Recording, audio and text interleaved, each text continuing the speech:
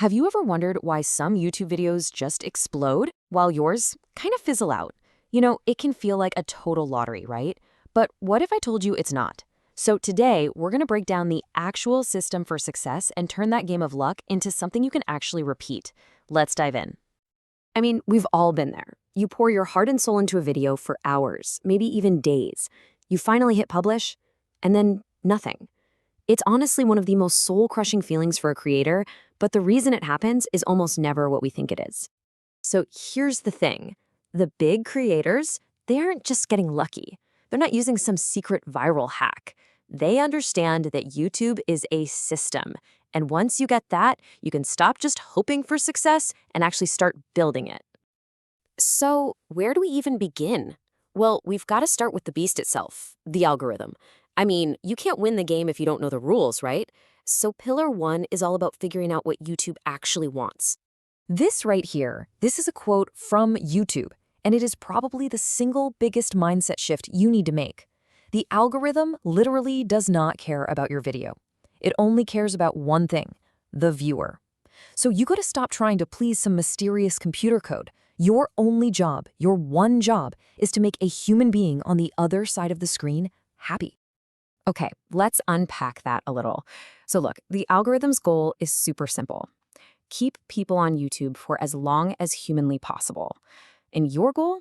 It should be to make a video so good that the viewer is totally satisfied and wants to keep watching.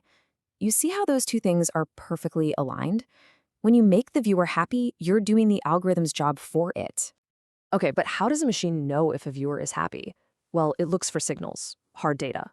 First up is click-through rate, or CTR. Do people even click on your video when they see it? Then, once they click, how long do they stick around? That's your watch time and retention. It's even looking at stuff like those little "how satisfied were you" surveys.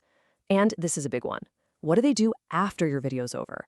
Do they click on another one of your videos, or do they just close the app? And not right there is the perfect lead-in to our second pillar. Because if holding people's attention, retention, is so important, how in the world do you actually control that? The answer is in your edit. This is where you take direct control. You gotta understand every single cut, every zoom, every little sound effect you add, that's not just fluff. It's not just about style. It's a strategic move to keep that viewer locked in. A great edit keeps the energy up, cuts out all the boring bits, and basically just keeps telling the algorithm, hey, someone's still watching. They're happy. But a good edit needs a strong skeleton to hang on.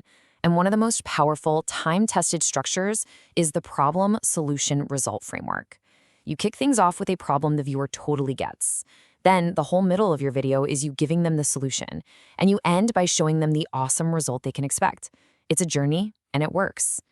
Okay, listen up, because this is crucial. The first 15 seconds of your video, they will make or break it. Seriously, do not waste that precious time with some long, fancy intro.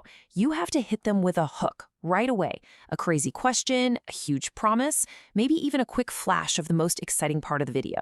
If you lose them in that first 15 seconds, they're gone forever. So, to keep the video flowing and feeling super smooth, pro editors use a few cool tricks. First up is the J-cut. This is where the sound from the next scene starts playing a split second before you actually see it. It's subtle, but it pulls the viewer's brain forward and makes the transition feel really natural. And the opposite of that is called an L-cut. This is where the audio from the shot you're leaving continues to play over the new shot that just appeared. Again, it just glues everything together and helps avoid those jarring, amateur-feeling cuts. Now, if you want to get a little fancier, there's the match cut. This is where you connect two totally different scenes using a similar shape or movement. Think about a frisbee flying through the air and then cutting to a UFO that has the same shape and is moving in the same direction.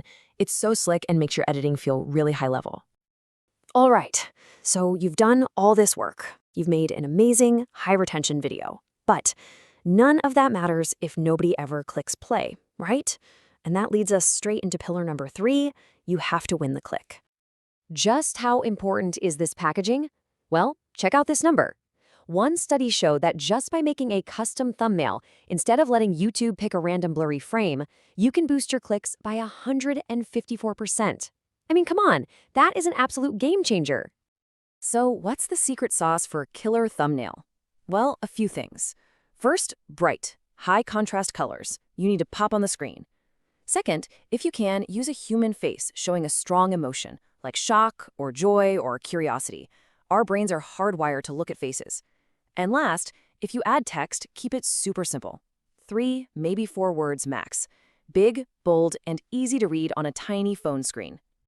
Now, your title and your thumbnail are a team. They have to work together. For the title, you want to use keywords that real people are actually typing into the search bar. Try to keep it under 60 characters so it doesn't get cut off, especially on phones. And look, make it intriguing, make it clickable, but whatever you do, don't lie. That's clickbait, and viewers will punish you for it. Okay, so let's recap. We've got the click. We've got the viewer's attention. We're holding it with a great edit. So what's left? Well, the final pillar is about turning this one successful video into something much bigger, a growth engine that powers your whole channel for the long haul. You have to think about your different types of videos, like tools in a toolbox. They each have a specific job. Think of shorts as your marketing department. They're like movie trailers. Their job is to go out there, grab brand new eyeballs, and bring them back to your channel. Then your longer videos, that's where you build the relationship. That's where you turn a casual viewer into a real fan. And you know what? One of the most powerful and honestly most overlooked tools for growth is the Humble playlist. When you put similar videos into a playlist, you're basically serving up a binge-watching session on a silver platter. It makes it so easy for someone to just keep watching your stuff. And that jacks up something called session watch time, the total time someone spends on YouTube in one sitting. That signal is pure gold to the algorithm. And this is maybe the most important part of this whole thing. You have to realize that these pillars aren't separate things you can pick and choose from. They're all connected. You can have the best thumbnail in the world, but it's worthless if your video is boring and people click away after 10 seconds. You can have the most amazing high-retention video, but it's useless if your title is so bad that no one ever finds it. It's all one big system, and every part has to work together. So I want to leave you with a different way of thinking about all this. Let's reframe the question we're all asking. Stop chasing virality. Stop asking, how can I go viral? Instead, ask this. How can I build a system that consistently earns a viewer's most valuable asset? Not their money, but their time. When you can answer that question, you've cracked the code. That is the real secret to success on YouTube.